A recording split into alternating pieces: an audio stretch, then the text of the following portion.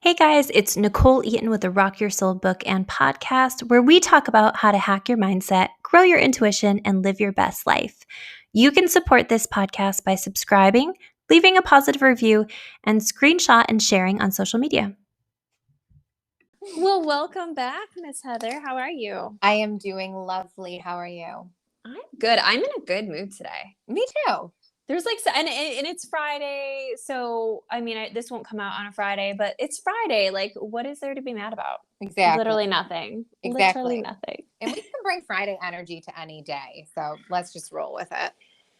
So last night, the new Taylor Swift album dropped at midnight, which if you know anything about me, the important thing to know is that I like to go to bed early. Mhm. But my daughter was like, will you stay up and like have a little party with me at midnight? And I was like, against my better judgment, absolutely. Like, we'll do that.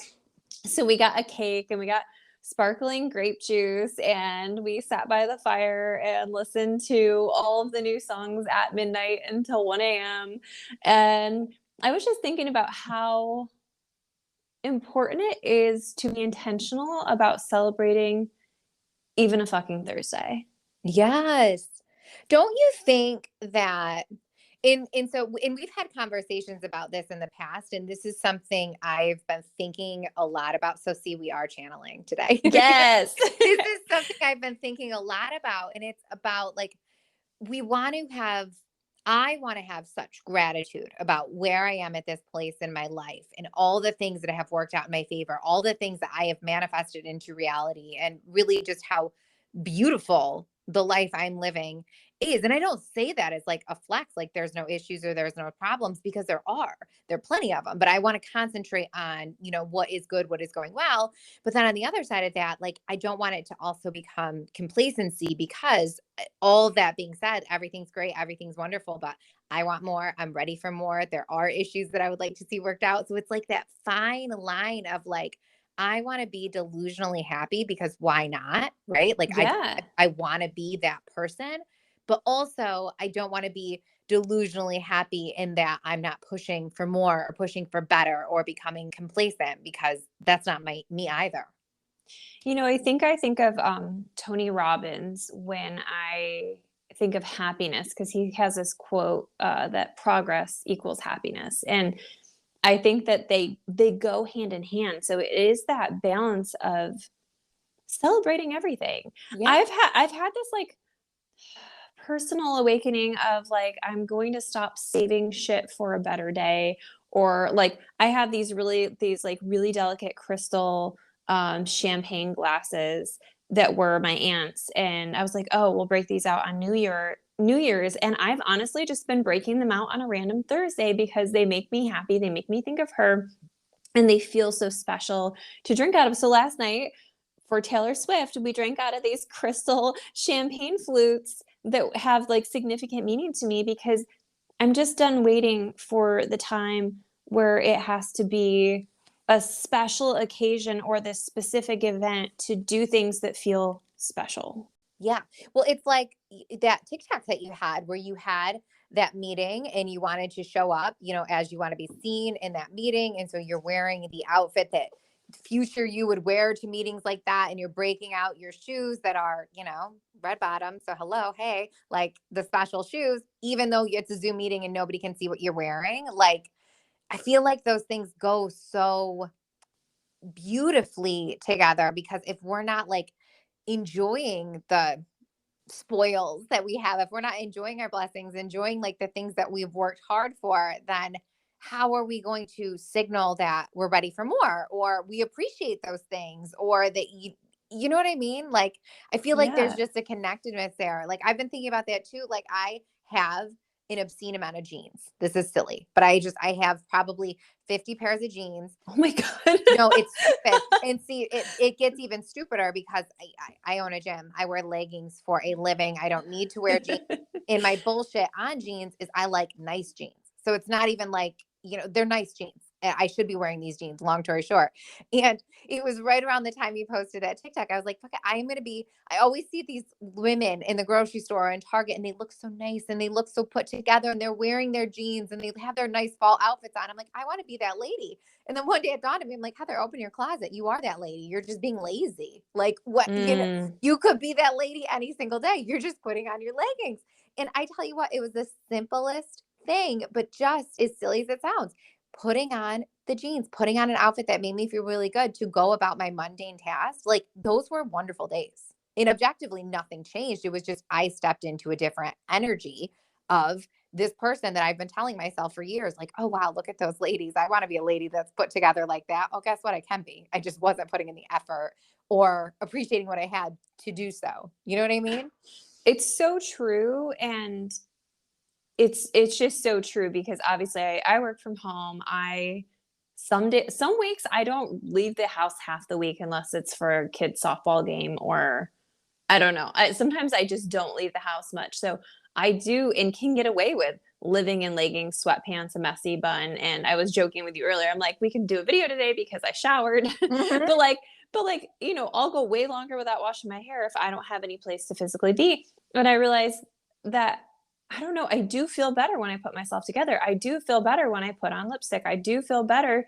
Like, I've been saving these Louboutins that I got, and they were so special, and I wore them for a wedding, and I was like, wow, these are really fucking painful. but but now I have them in my office, and when I want to do some boss bitch shit, I'll put them on. Like, it's an energy of taking good care of yourself, and in whether it's tapping into who you want to be through the clothing you're wearing, through how you're putting yourself together, through the attention you're taking of doing skincare or exfoliating or doing a hair mask. Like, I feel like there's so much love in physically nurturing yourself and aesthetically putting yourself in a place that feels good. And that doesn't mean I'm not wearing, like, I'm dressed up today, but these are like comfier clothes. Like, Yeah. I'm wearing like these cute little trousers I got from Abercrombie, and like a bodysuit that I don't have buttoned just because it's like a cute little bodysuit. But it's just like, I like to be comfy, but I can be comfy and still look cute. Right. And it's just in how you feel. It really, like, for me, it's hoops. Like, hoops just change my whole, I'm wearing sweatpants and leggings. I'm at work as we speak. But like, if I have a pair of hoops in, I'm fine. I am put together. I am in my bad bitch energy. I am aligned. I am, it's just the intentionally thinking about things that make you feel good in allowing yourself to wear them, participate in them, even though it doesn't objectively make sense, right? Like, Yeah. that's change. That's how we step into new roles, manifest new things, call in new things, is when we're willing to make those little changes just to step into that energy. And I think it's like, when we're thinking about, we talk so much. If people have listened to this podcast with you and I, we talk so much about, who do you want to become? Like, what is that identity? Like, who am I? And when I think about who I want to become, is the way I'm dressing, is the way I'm taking care of myself, is the way that I'm celebrating myself, is any of that in alignment with who I desire to be? And again, with that Zoom meeting where I was wearing my red bottom shoes, like, that was the vision I had for myself of, what does this person who gets these opportunities do? What does she dress like? What does she wear? How does she sit? How does she hold herself? And it's crazy. I actually, in my new book, I was writing a lot about body language. Mm-hmm. And did you know that 2 minutes in any position triggers brain chemistry? So like, if you're slouched over, that's like kind of our depressed energy, right? When you're slouched over, it triggers, it lowers your testosterone, which is connected to confidence, and raises your cortisol, which is responsible for depression and mental health issues.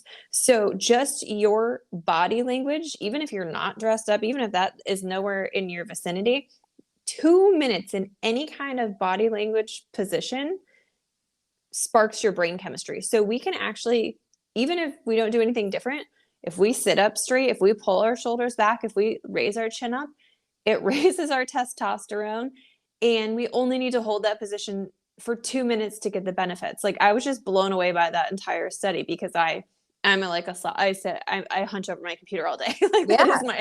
that is my life. Or or on the phone, we all sit in that position. But like 2 minutes in that position is fucking with your hormones. It's wild. And Isn't that crazy? and if we don't think about it, and I'm not like throwing stones here because I'm thinking about my own life, like I do this all the time.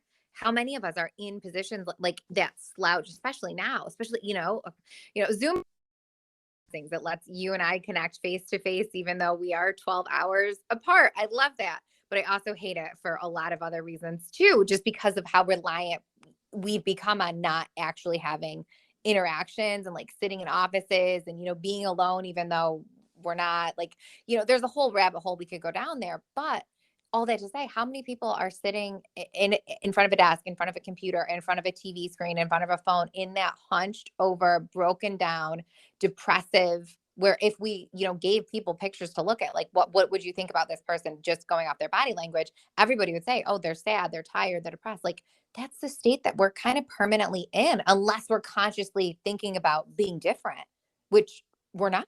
I'm not. It's just these small, subtle shifts that we can do, like changing our clothes or wearing the nice shoes or using the champagne glasses or sitting up straight. Like these are such small things. Wearing brighter colors will lift your mood. There's science behind it. Like small things that you can do in your day to not only celebrate and make your life more fun, which is what I'm after. Yeah. But it also just elevates your mood. If we're talking about changing your brain, if you're intentional about these little moments, these little shifts, pulling your shoulders back, lifting your chin up right now. How are you sitting? How have you been sitting for the past hour? If you can hold that position for 2 minutes, that's going to like make you feel more confident. Are you fucking kidding me? Sign me up for all the easy life hacks. Right. It's funny. I'm thinking about a meeting I had with a wonderful woman a couple weeks ago, and I deal mostly in nutrition. And so we're talking about her nutrition, and she was basically saying how some of her meals are feeling a little boring and feeling a little repetitive. And it's just her that she's cooking for now. And so some nights, she's just eating cheese and crackers, and, it just feels sad. Right. And I get that. I understand that. I think a lot of us have been there, even if we're cooking for families. Like it just gets repetitive. It starts to feel kind of boring. It starts to feel like it's just monotonous. But put this same exact line of thinking, like putting a little intention behind it, like, okay, it's cheese and crackers. Well, let's make it your favorite cheese, and let's throw some really nice meat on there that like feels really good, that you like to eat, that you look forward to eating. Let's put your favorite crackers on there. Let's get some fresh fruit and put them on there. Let's plate it up really nice. Objectively, it's basically the same meal, but when the intention has shifted behind it, when, I'm setting up a taco bar for my family, and it's not just like thrown in the containers that I made it in, I'm taking an extra step to like present it a little differently. It feels better to them. It feels better to me. It feels better to, most importantly, to ourselves, right? We're telling ourselves, oh, I matter. My joy matters. What I put in my body matters. And I want to make sure that I'm enjoying the food I eat. And I want this food to make me feel good. And I want to enjoy the full experience of it. Like we can take the most mundane things like what we're eating for breakfast, and with a little intention, and with, like you said, getting out the crystal glasses, because what are we waiting for? What are we saving these things for? And having little moments like that throughout our day, like think of the changes that would make for ourselves and, for the other people that we interact with. And sometimes it is easier to be lazy, to wear the leggings. And there's some days for that. Honestly, this week I was like, oh, I'm having a really great week. I'm getting a lot done. The kids had a day off and then a 2-hour delay. So we've had like some more wiggle room. And in some ways that's exciting because it's more time. But in some ways it's like, oh shit, I've got to fit my work week into a smaller amount of time. But I think there's just it's flowing with your mood, flowing with your day. And when you feel called to be intentional, to step that up. Yesterday, I actually posted a little thing on my Instagram because hustle culture is a thing. And sometimes when we're looking at how much we're doing and being productive, it's like, for someone like me, it's like, oh, I haven't done enough in my day to feel good about my day. Does that make sense? Yeah. But the thing is my design and human design is a manifester. And for manifestors and projectors, we don't have the hustle gene. We don't have the innate energy to do all of the things all of the time. manifestor generators and generators alone have this excess energy where they can burn through it, and they need to burn through it. So they need to be doing things all the time, and they need to be doing things that are fulfilling, and they have just simply more energy. So I've found that when I give myself permission to rest, I am way more capable and able to get more done in a small amount of time after I do that. So yesterday, I just could not focus. I mean, I was just in such a, like, I don't know, I woke up feeling weird. I got a workout in and I was just having a hard time focus. I was like, oh, I've got all this stuff on my book that I need done by the end of today. And I was like, I just genuinely can't today. Like it's not the day for that. So I went and I took a bubble bath and I read a book and I like lounged around a little bit. And then the second half of my day, I was like, oh, now I'm in the energy. And I was able to get a lot done. And so like sometimes we have to flow with the moods we're in to honor them first and see where they catapult us next. Yesterday, I would have been okay if I rested and then tried again today to catch that momentum. But there was still part of me that was like quietly shaming myself for not doing enough or not using the time while the kids are at school properly. Like there's just all of this internal shame around productivity and equating it to success. Does that make sense? Oh yeah, 100%. And we're just not it's we're not all built the same, even though we try to force it. Like listening to what you just described yesterday sounds lovely.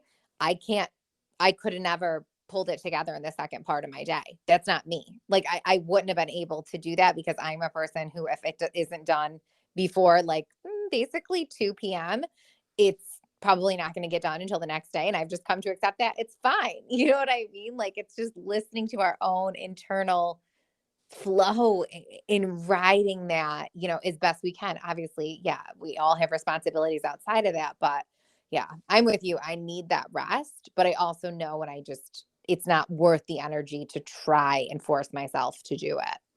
Yeah. Now, if you're in a rut, I would say this would be different, right? Yes. So if this is just you're flowing through your day, you had a great day yesterday and today's a little off, it is what it is. We're going to shoot again for tomorrow. So maybe, but if you've been consecutively in that energy, this is your sign to make those small shifts, to put on the good shoes, to use the fancy silverware. Like this is your sign to do these small shifts to move you up and out of whatever you're in. Because we can change our mood with ease. Like that's the thing, is like a lot of people make personal growth and mental health like this big to do. Like it has to be all of these things that have to happen for you to feel better. And I'm telling you, changing your body posture for 2 minutes is going to signal to your brain a little bit lighter, and you're going to feel a little bit lighter or a little bit more calm. Like if you can do these small things, you're going to start seeing better shifts, which will give you the momentum to do the things that you feel called to do and to make the progress you feel called to make. Yeah, absolutely. It's like the making your bed every morning thing. It is, a 30-second thing that just kind of sets yourself the signal of, okay, I completed this task. And objectively, is it a small task? Yep. Isn't it an important task? No, it's not really that important at all. It's only for you. Chances are you, maybe your partner, your children, you're the only people who are going to know it's done are yourself and maybe a couple other people who objectively won't care. But I think that's why it's so important, is because it's only for you. It's doing something for you to make you feel good. So when you walk back in your room later in the day, you see it looks inviting. It doesn't look messy. It's made up for you. And like creating those like little completions of tasks are what I think build like that self-efficacy to get us out of those kind of blah, like kind of lower states that we can end up in, because we're human and because things happen, because like, great, when I get my period, like it just, that's what happens. And so it's like, those are when those little shifts become really important to me, even if they're all that I get done is make my bed and, empty the dishwasher. Okay, well, it's 2 tasks I got done. And like building upon those things can make good changes when you are in those places. And we've talked a lot about self-trust. And I think that this is the key to developing self-trust. Like we were talking about earlier, what if you're treating yourself like you're someone you care about? What if you begin to start to do things to make your life feel special? Like I think of, our kids and we do so much to make their life special. But then when we grow up, we have to be the ones to make it feel good and to make it feel fancy and fun and silly. Like if you're not having enough fun in your life, it's up to you to create more fun. It's up to you. If you don't feel special enough, it's up to you to make yourself feel special. And I think there's something really incredible about owning and taking that responsibility, because you're catapulting yourself into somebody you can rely on and somebody you can trust to do the things, even if other people around you aren't. Yeah, absolutely. And like, like I said, validation. That's again something that's been very much on my mind. Like being able to trust yourself also means that you're able to validate yourself. And that is so important because we're never going to accept from other people what we're not giving to ourselves. And so maybe we really are. Maybe people are appreciating us. Maybe people are loving us or happy for us or whatever, but it's never going to feel that way if we don't feel that way about ourselves. So, like, all these practices I believe are so tied together because they just all lend themselves to the next step. And I don't really believe that them to be steps at all. I think they're all kind of equal on a plane, and whatever we need to work on is what we need to work on. And they're all important. But like trusting yourself also means that you're going to be okay validating yourself, and you're going to be okay in your opinion of yourself. And, all those things are just so intricately linked together. No, this is a good conversation because we talk a lot about overcoming the hard, but we also don't talk enough about making the day-to-day feel special and good, because I think that's such a part of mental health too. And it's such fun. Actually, in Rochester, New York, there is a place called the Museum of Play, and it says the opposite of play is depression. And I think about that a lot, right? Is that there was this study that was done, and it was like children under 5, and it was a measure of creative genius. And children under 5, their creative genius level is 98% in all 5-year-olds. 98% creative genius. Okay. So as it gets older, it drops dramatically. By 10, it's down to like, I'm fudging numbers here, but it's significant. It's like under 50%. And then as they get older, it's like it just keeps dropping. And what's the difference? Playing, having fun, being a beginner, using your imagination.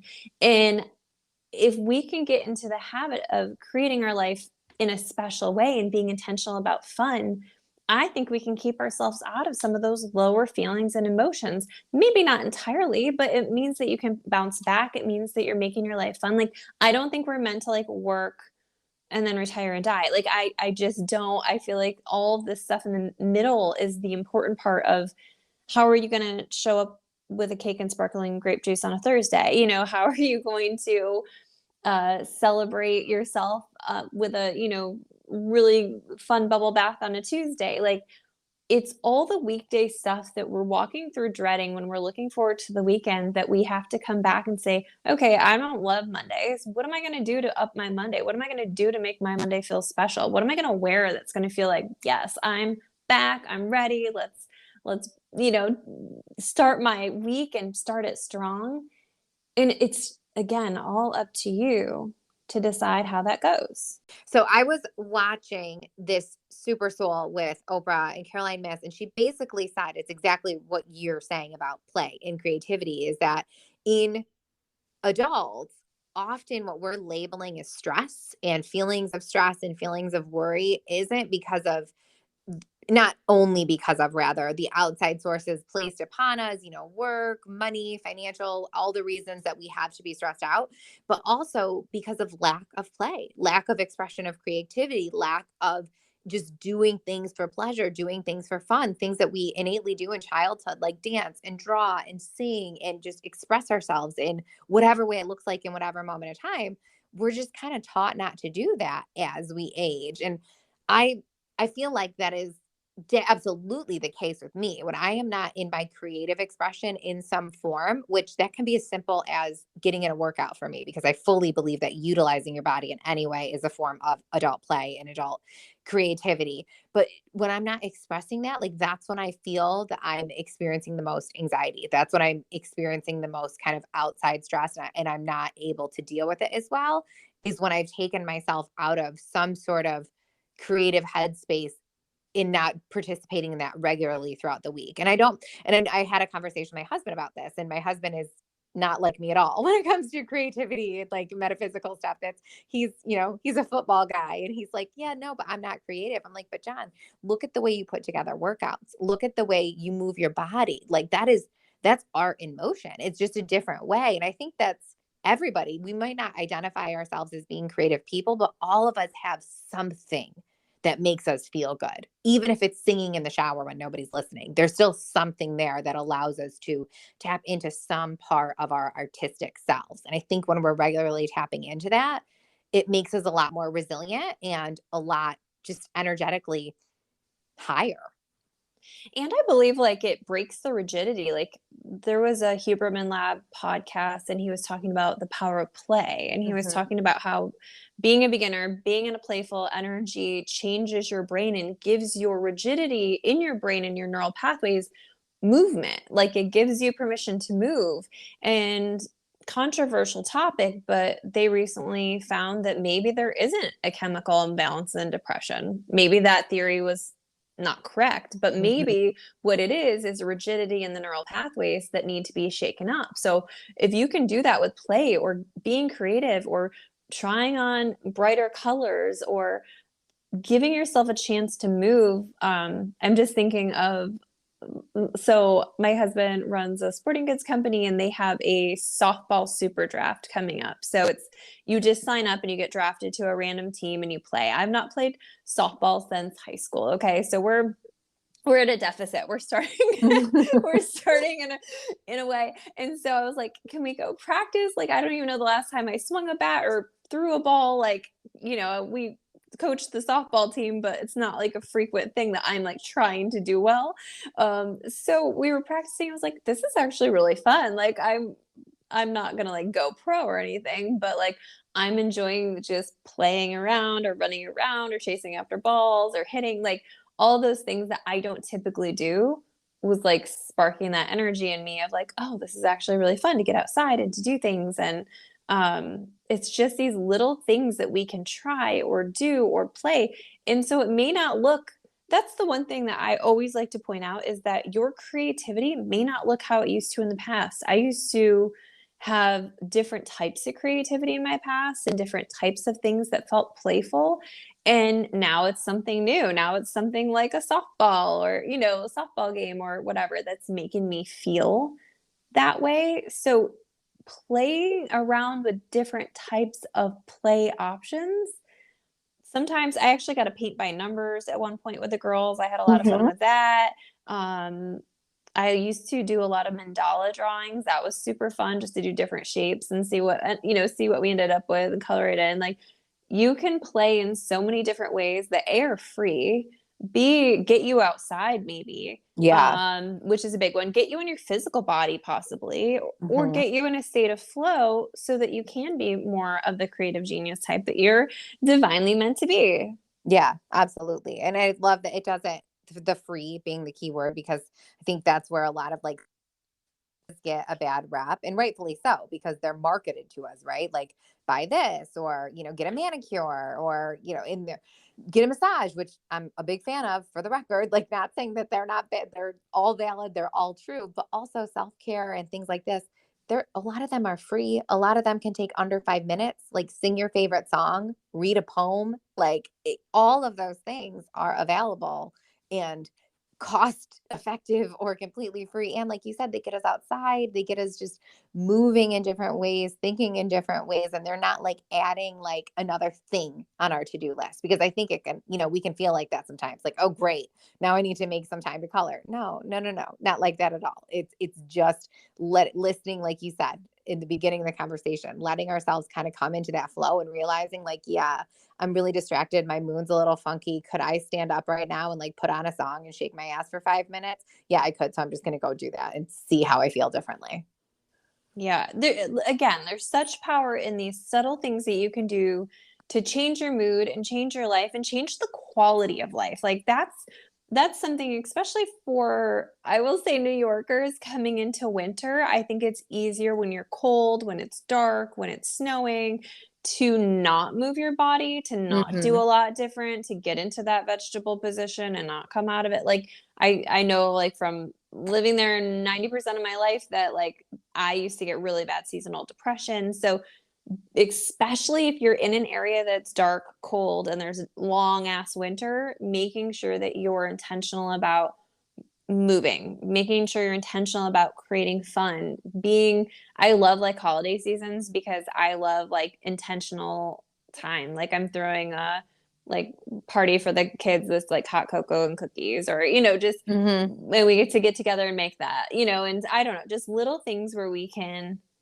make a themed party. One time we did a Hamilton night where we had Mm. ham for dinner and I watched love Hamilton. it. Yeah, just like stupid things that are silly and fun. And I think if we can bring more silliness back into our day, then we get into that space where we are having more fun.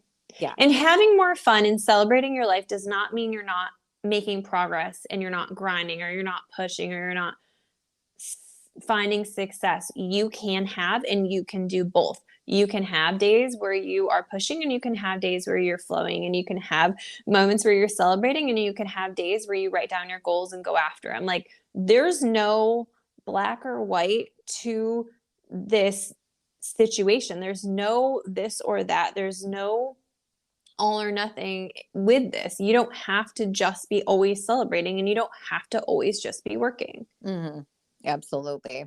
And if it feels like, I don't know, uh, if you're listening and like you're feeling like resistance to this, just keep in mind that, change means changes, and having different means doing different. And as silly as it sounds, like, coloring, going for a walk, dancing, singing, like creating some fun, intentional fun, and like really putting effort into that. I understand how silly that may sound, because if I would have been listening to this 10 years ago, I'd have been like, wait, what? No, that's not going to help. But changes mean changes. And so be open to exploring like what could happen when you just like, we want to be intentional about getting enough water, getting enough vegetables, getting enough sleep, all those things. So getting enough fun, I truly believe it's an essential. It's getting enough water, it's getting enough sleep, it's getting enough vegetables. It is right there. It is right there with those things of creating just an all over healthy life. And I think that we as adults can forget about more attention to the vegetables, the water, the getting our work done for the day, where it's like, no, we need some joy too. It's just as important. Yeah. One of the analogies that I shared yesterday on my TikTok that we were originally talking about was that you can't chew the same gum from yesterday and get flavor out of it. Yep. Like it's not going to be as good, but you can put a new piece of gum in, and that's literally Right. what we're talking about is Yes. trying something new, putting in a new thought, putting in a new behavior, putting in a small adjustment to your life to bring the vibrancy back. It's that simple. Mhm. And let it be that simple. Really. Like, I think that's just such an important reminder too. Let it be simple. Go into any change telling yourself, this is going to happen for me with ease. Not to say it's going to be easy all the time, but we can create the intention that it's going to happen with ease. It is going to become a part of your life. It's going to become a part of your routine. And just that simple like mindset shift will do a lot of good in making it so it really does happen that way. Small but powerful shifts will change everything for you. And like Heather said, if you're having resistance, that's normal. If when I'm in a bad mood, if someone's like, yeah, just have more fun, I'm like, go fuck yourself. Like Right. Right. there is that vibrational discord but small things, even if it's just you're willing to sit up a little straighter today and be, aware of your body language, any of it, anything, pick Mhm. one, feel what you're gravitating towards. And it doesn't have to be the same thing as yesterday. Yesterday you might have been in a shit mood and today you might be in a better mood. It doesn't fucking matter. But what matters is that you treat yourself like you're somebody you love. You treat yourself like you get this one life and you're going to make the fucking most out of it. Like when you start living in that way, everything will shift from there on out.